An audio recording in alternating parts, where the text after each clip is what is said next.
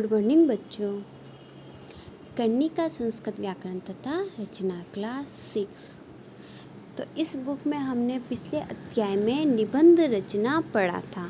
Exam में निबंध के बारे में भी आता है कि आप मेरे विद्यालय पर निबंध लिखिए या संस्कृत भाषा पर निबंध लिखिए या मेरे भारत पर या होलिका दिवाली किसी पर भी निबंध आ सकता है। तो हमें निबंध के बारे में समझना आवश्यक है कि उसको किस प्रकार से हमें लिखना है। तो पहले हमने अस्माकं विद्यालय तथा संस्कृत भाषा या महत्व के बारे में पढ़ा था। आज हम पढ़ते हैं होलिका उत्सव और भारतवर्ष।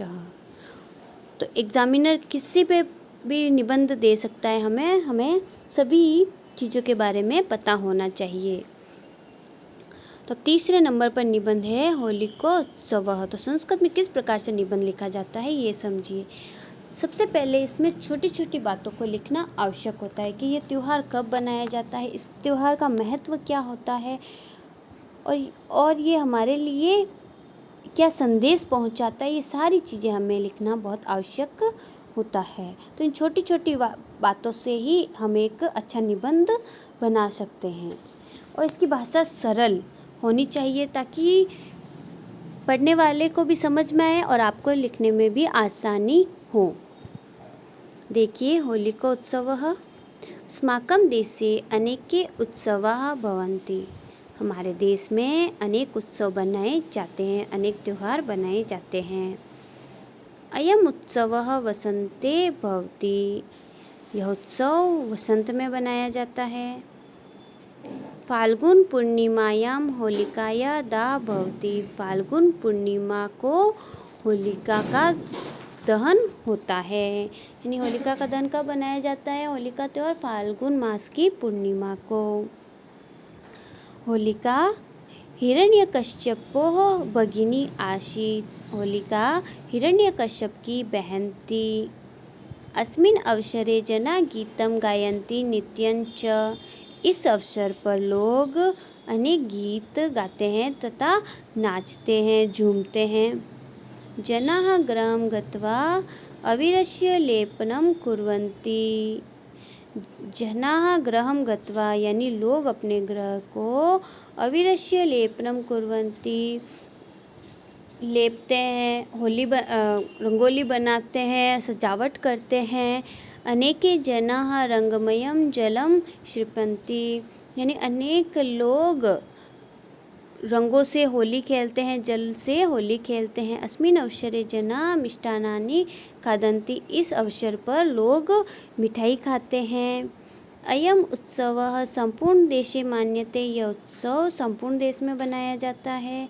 होली अधर्मस्य उपरि धर्मस्य विजयः अस्ति। ये होली अधर्म पर धर्म की जीत पर बनाया जाता है। देखिए, इन छोटी छोटी बातों को ध्यान में रखते हुए ये 10 लाइन का एक निबंध बन गया, जिससे पूरे के पूरे नंबर हमें एग्ज़ाम में मिल सकते हैं। तो इन्हीं बातों का हमें ध्यान रखकर, छोटी से छोटी बातों का ध्यान रखकर हम एक अच्छा निबंध तैयार कर सकते हैं। फिर आता है भारतवर्षः। अस्माकं देशे भारतवर्षः अस्ति। मेरा देश भारत देश है। अयम अति प्राचीन देश अस्ति। यह बहुत प्राचीन देश है। अयम देश हिमालय पर्वतात् रक्षितः अस्ति। यह इस देश की रक्षा हिमालय पर्वत करता है। अत्र रामः कृष्णः महात्मा बुद्धः शंकर च जाता। यहाँ बहुत महान लोगों ने जन्म लिया, जिसमें राम, कृष्ण, महात्मा बुद्ध, शंकर आदि लोग थे। अस्माकं देशे गंगा यमुना विपाशा कृष्णा गोदावरी च नद्यः प्रवहन्ति। मेरे देश में गंगा यमुना विपाशा कृष्णा गोदावरी आदि नदियाँ प्रवाहित होती है, बहती है। भारतस्य भूमि उर्वरा अस्ति। हमारी जो भारत की भूमि है वो उपजाऊ भूमि है। अस्माकं देशे अनेके ऋषि मुनियः निवसन्ति। मेरे देश में अनेक ऋषि मुनिगण निवास करते हैं। अस्माकं देशे 1947 तमे वर्षे स्वतंत्र अभवत मेरा देश कब आज़ाद हुआ था? 1947 में। अद् वयम स्वतंत्र देशे वसामः, यानी इस दिन स्वतंत्र देश बनाया जाता है।